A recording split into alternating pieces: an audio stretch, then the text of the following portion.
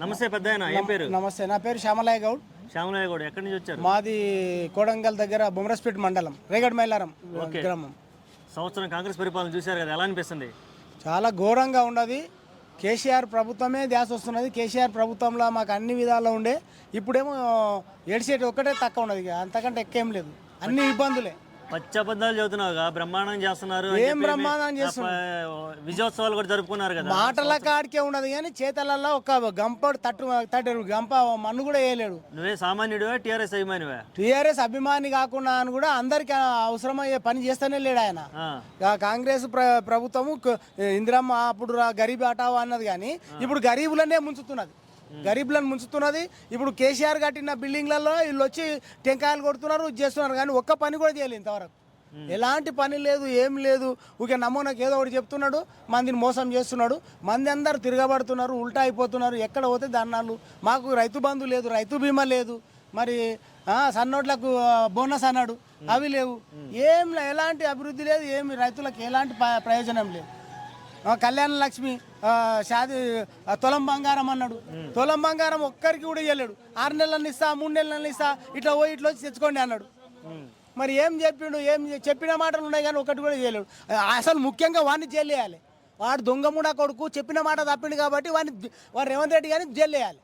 అరే, ఇప్పుడు జైలు గురించి మాట్లాడావు కాబట్టి మరి జైలు మా నరేందర్ రెడ్డిని ఎందుకు తోలిచుడు?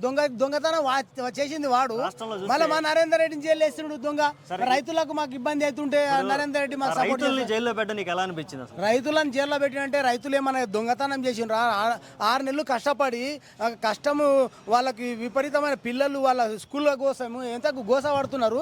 అట్లాంటి వాళ్ళని జైల్లో తీసుకుపోయి పెడితే తీవ్రవాదుల వానికి అసలు రైతుల గురించి తెలియదు కాబట్టి వాడు రైతులను జైల్లో పెట్టాడు. నేను కూడా రైతునే, నాకు 2000 ఎకరాలు ఉందని. నీ 2000 ఎకరాలు ఉంటే ఎవరికి ఉండదు? రైతులు అంటే ఎట్లా గోసపడుతున్నారు, ఎంత కష్టమైనది తెలుస్తుంది. ఎంత కష్టపడి రైతులు 6 నిమిషాలు కష్టపడుతున్నారు, రాత్రి అనక పౌలనక.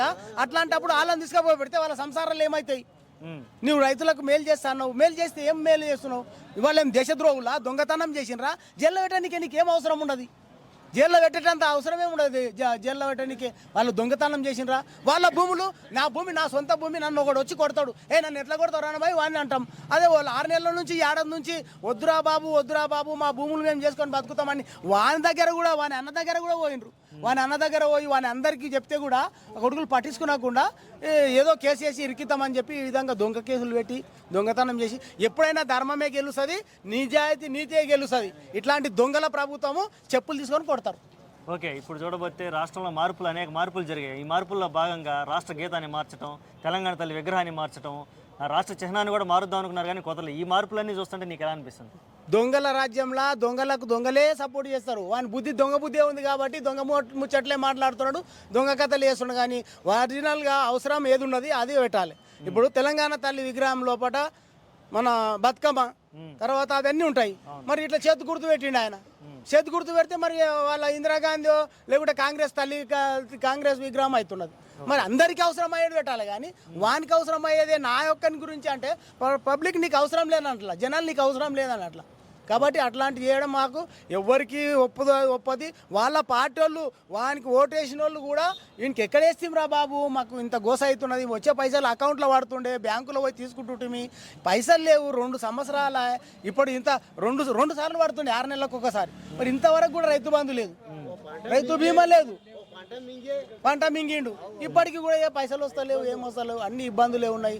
రైతులకు చాలా గోస ఉండదు, వచ్చే పైసలు రాకుండా గవర్నమెంట్ వాళ్ళకి ఎవరికో టీచర్లకు వాళ్ళకు వీళ్ళకు మేలు చేసా, రైతులను ఎవరు అడగారన్నట్లు నువ్వు జైల్లో పెడుతున్నావు. కానీ అదే ఆ కాంగ్రెస్ వాళ్ళు కాదు, గవర్నమెంట్ ఉద్యోగస్తులు అయితే మరి ఒకరికి ఇబ్బంది జరిగితే అందరికీ కూడా అందరు వచ్చి ధర్నా చేస్తుండ్రు. ఇప్పుడు రైతులు ఎవరు ధర్నా చేస్తలేరు అన్నట్లు నీ ఇష్టం వచ్చినట్లు జైల్లో పెడుతున్నావు. కానీ ఇది నీకు మాత్రం శాపం తగులుతుంది. పింఛను 4000 ఇస్తా అన్నాడు, 4000 లేవు, తులం బంగారం లేదు. ఆడపిల్లలకు 2500 అంటే అందరూ ఓట్లు వేసారు. మాకు 2500 వస్తాయి, అత్తకు వస్తాయి, కోడలు వస్తాయి అంటే 2500 వస్తాయి, 2500 అందరు వేసారు ఓట్లు. ఇప్పుడు అందరు ఎత్తుకొట్టుకుంటున్నారు. ఎక్కడేసి ఆయన ఇట్లా మనవా ఈ దొంగముడా కొడుకు కోటరా అంటే చెప్పేసి ఓకే, ఇప్పుడు రేపు చూడబోతే నేను త్వరలో కేటీఆర్ని అరెస్ట్ చేస్తాను, జైల్లో పెడతానంటూ మాటలు ప్రెస్ మీట్లో జరుగుతున్నాయి. దాని మీద అభిప్రాయం ఏంది? ఎన్ని దినాలు ఎన్ని కేసులు పెట్టినా చేతిలో నువ్వు బంగారంగా నువ్వు చేతిలో అగ్గి పెట్టుకున్నా అగ్గి కాలుతుంది, చేతులు ఇవ్వాల్సిందే. ఎన్ని జైళ్ళు అయినా ఏమైనా కేటీఆర్ చెప్తుండు కదా, నేను 100 సార్లు అయినా ప్రజల కోసం జైలుకు వనికే తయారన్న. జైలుకు పోతే ఏం కాదు, న్యాయమే గెలుస్తుంది, ధర్మమే గెలుస్తుంది. ఇవన్నీ బూటాటకము, ఈ దొంగ ముచ్చట్లు, ఈ దొంగ కథలు ఏమి నిలబడాయి. ఎప్పుడైనా అని కూడా ధర్మమే గెలుస్తుంది.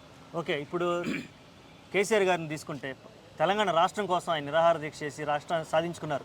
2 సంవత్సరాలు సీఎంగా ఉన్నారు. అవును, అంతటి పెద్ద ఆయన పట్టుకొని ఇష్టం వచ్చినట్టు అగౌరవంగా మాట్లాడడం నీకు ఎలా అనిపిస్తుంది? అది అన్యాయమైన ముచ్చట్లు, అక్రమమైన ముచ్చట్లు, దొంగ ముచ్చట్లు.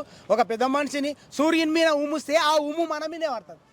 సూర్యుని ఇట్లా ఉంచినాం సూటిగా చూసి అంటే ఆ ఉమ్ము ఉన్నప్పుడు మన మీదే పడుతుంది, వాని మీదే పడుతుంది. కేసీఆర్ ఒక మాట అంటలేడు, కానీ కేసీఆర్ పెద్ద ఆయన తప్పు మాట్లాడినప్పుడు ఆ పాపం ఒక్కడిని నేను కొట్టినప్పుడు వాడు నన్ను కొట్టకపోతే ఆ పాపం నాకే తగులుతుంది, ఆయనకే తగులుతుంది. కానీ ఈయనకైతే ఆ కేసీఆర్కి ఏం కాదు, అదైతే ఏం తప్పు మాట్లాడినా ఆయనకే తగులుతుంది.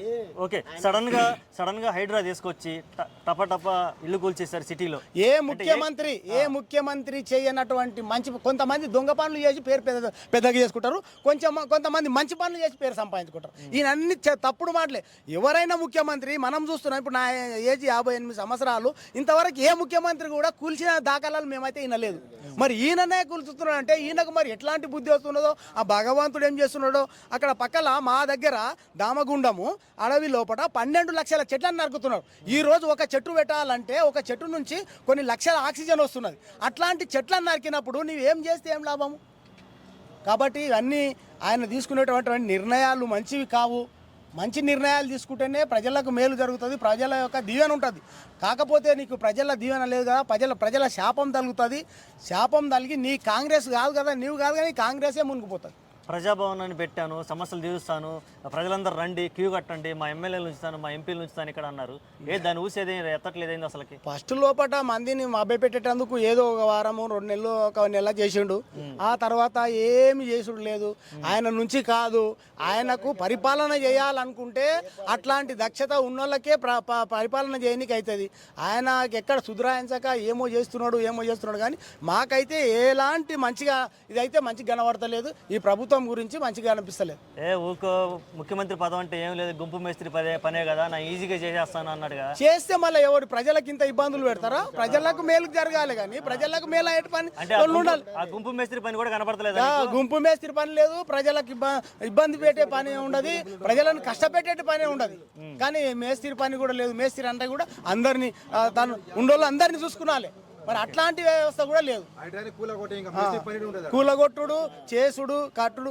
కొంతమందికి చెడ్డోళ్ళకి ఏముంటుంది అంటే కొంత ఈ ఏమంటారు లెప్రసీ అట్లాంటి రోగాలు వచ్చేటోళ్ళకు కాలుద్దాము కూలుద్దాం అనే ఆలోచన ఉంటాయంట. అట్లాంటి రోగాలు గిట్ట వస్తాయేమో ఆయనకు. అట్లాంటి రోగాలు గిట్ట రావచ్చు మరి. అది ఎందుకంటే చెడు ఆలోచన ఉన్నప్పుడు చెడు భావన ఉంటుంది, మంచి ఆలోచన ఉన్నప్పుడు మంచోళ్ళకు ఎప్పుడే చెడు భావన లేకుంటుంది. ఆయనకు చెడు భావన ఉంది కాబట్టి చెడు ఆలోచనలు వస్తున్నాయి కాబట్టి చెడు జరుగుతుందేమో అని మేము కూడా అనుకుంటున్నాం.